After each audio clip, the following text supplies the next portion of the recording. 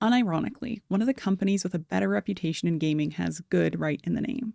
Good Old Games, or GOG, is a digital distribution platform known for having copies of DRM-free games, old games that run beautifully on more modern systems. Although the storefront does host modern games as well, a lot of players turn to Good Old Games when they're trying to make an older game run correctly on their system. Good Old Games was founded by CD Projekt, a company that initially found its footing in 1994. Back in the 90s, in Poland, it was difficult to obtain legal copies of video games. They never became a large export, partially due to the Polish People's Republic taking control of the country from 1952 to 1989. The co-founders of CD Projekt had a tough fight ahead of them, with one of the biggest challenges being piracy in Poland. Working diligently and starting a company with only $2,000 at the time, CD Projekt went on to begin localizing video games for Poland. One of the first major hits for the company was the localization of Baldur's Gate, which they had a feeling would be popular in Poland. With 18,000 units shipped on release day, CD Projekt had their first success on their hands and an established relationship with the companies producing Baldur's Gate Dark Alliance. Except a few months later, Baldur's Gate Dark Alliance was scrapped. CD Projekt had the code and had the rights to it for Baldur's Gate Dark Alliance, so the company faced a difficult decision. Do they remain just in physical distribution, or do they start developing their own games? Enter CD Projekt Red, formed in 2002.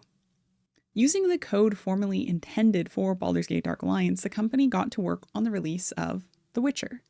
With many hiccups along the way, being a new studio, losing development staff, growing the team itself, and exceeding the budget, The Witcher managed to sell enough copies to warrant a sequel. As CD Projekt Red now had both an established distribution and game development side of the industry, both having a good reputation, they jumped fully into the deep end by joining the digital distribution race. The catch? Good Old Games would be featuring classic games that were DRM-free for gamers to enjoy. In 2008, the Good Old Games store launched. The skills the team already had at CD Projekt would assist in the seemingly impossible job of reverse engineering hundreds, if not thousands, of games for modern PCs. One of the first controversies the company saw is when they shut down in September of 2010, not making it clear that it was a temporary closure so they could launch the website out of beta. The marketing stint worked, and the eyes of the gaming world were upon them as they issued an apology. The attempt to generate buzz for the website was to announce an improved storefront and new features on the website, but in addition, a DRM-free of Baldur's Gate was now available on the website. This isn't where the goodness stops for this website, though. This isn't a deep dive into how Good Old Games became a horrible, wicked digital distribution platform that you shouldn't buy from. In fact, the more I look into the company's history, the more I realize just how good of a distributor they have been in modern times. Good Old Games was one of the digital distribution platforms to offer a 30-day return window if the game faced irreversible technical difficulties. And in 2020, they changed the policy to fully refund even if the game was downloaded and played in the first 30 days. Most importantly, in 2024, Good Old Games launched the GOG Preservation Program. The program launched with over 100 titles already included, and the program ensures classic games remain playable on modern systems. Dedicated tech support and DRM-free, the program helps protect games that, well, make the video game industry what it is today. I'm not sure why Good Old Games launched this program, but I have a feeling it might be in response to the US ruling on the video games and DMCA. The Digital Millennium Copyright Act protects copyright holders from online theft. But when challenged recently in court, they did not want to allow video games into libraries or archives. For years, the Video Game History Foundation has been fighting for the rights to preserve video games digitally. The foundation says that 87% of video games made before 2010 are no longer in print and no longer available. And the key idea for the movement was to have a software preservation network. This network would have access to games that archives and libraries could remotely share digital access to out-of-print games. The current position to this movement, and most importantly the Entertainment Software Association, is this. I don't think there is at the moment any combination of limitations that ESA members would support to provide remote access. Wow, this is a huge blow to libraries and archives attempting to store video game collections before it's too late. The best way to back up a video game is not within physical media, in which the continuing and rapidly changing pace of physical media will make it harder and harder to move media into the modern age. A digital copy just needs to be upgraded digitally, whereas physical media needs to be moved from stage to stage for backwards compatibility. Eventually, discs will rot, cartridges fail over time, and repairs might not be possible to all games anymore. We're going to end up in a world without these retro games sooner rather than later if we can't get digital preservation made legal. And it seems to me I'm not the only one who thinks like this. The Video Game History Foundation's main mission is we're bringing video game history back to life. The nonprofit organization is dedicated to preserving, celebrating, and teaching the history of video games. Despite the fact that the annual spending on video games is more than music, film, and TV combined, a very small fraction of documentaries feature video games at all. And besides Like a Hurricane, an unofficial oral history of Street Fighter II, and Console Wars, Sega and Nintendo in the battle that defined a generation, I can't think of too many historical-esque books featuring the gaming community.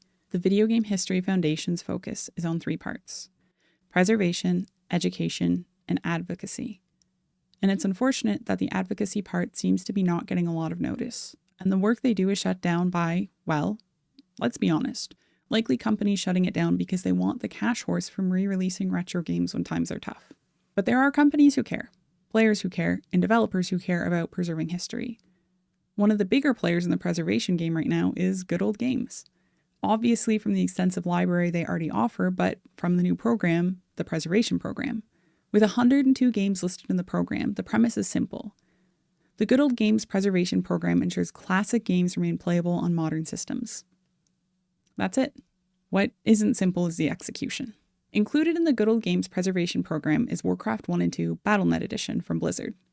These games have lacked support from Blizzard for a long time, and Good Old Games has helped preserve the online matchmaking and playability of these games. Available from Blizzard directly is Warcraft 3 Reforged, although from everything I've heard the execution was lackluster. So, enter Good Old Games. Good Old Games did what Good Old Games does best. They made the game playable in a way much closer to the original than Blizzard ever could. I think Blizzard could make it close to the original, they simply choose not to.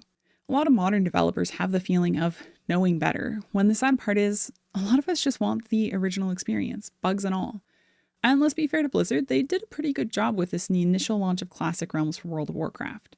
In recent times, maybe not so much, but they gave us what we wanted, bugs and all. And in November of 2024, Blizzard shadow dropped remastered versions of Warcraft 1 and 2 for players to purchase at $10 USD each.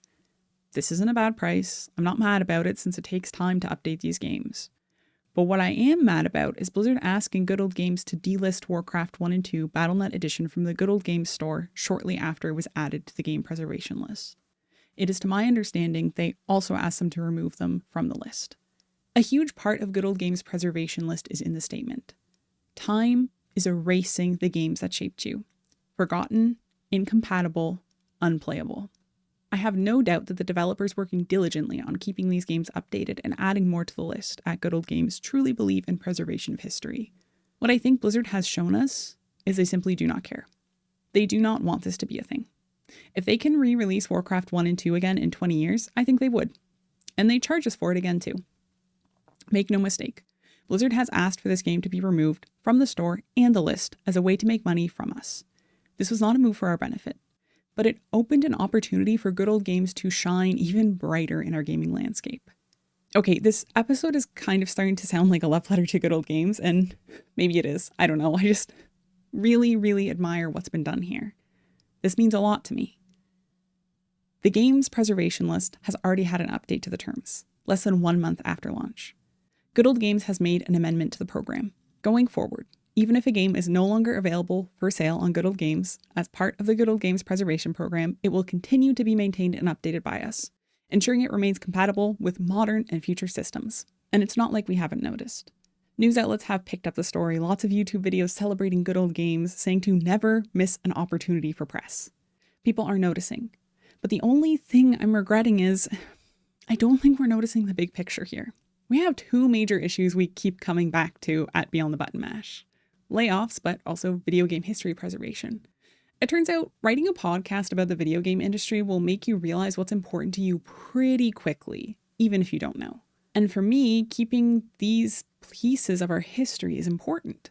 And I want to help support in any way I can with these platforms, these organizations, and these foundations that are trying to back up what we can out of countless history we've already lost.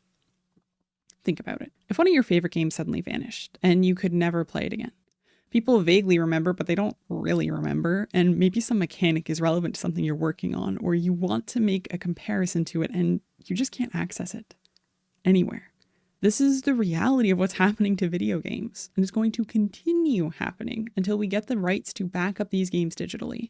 For someone like Good Old Games, they're really putting in the legwork. I am not a developer. I am not a historian. I cannot help in those regards. I don't have the knowledge or the skills to help in that way. I really admire a lot of the people out there backing up things like the 3DS shop, the Wii shop, anything that's sort of going down, even if they can't legally share it. There are backups out there of these games. This will be important and so critical eventually. But the one thing I can help with is advocacy. And we can all help with that. Those of you listening can help with that.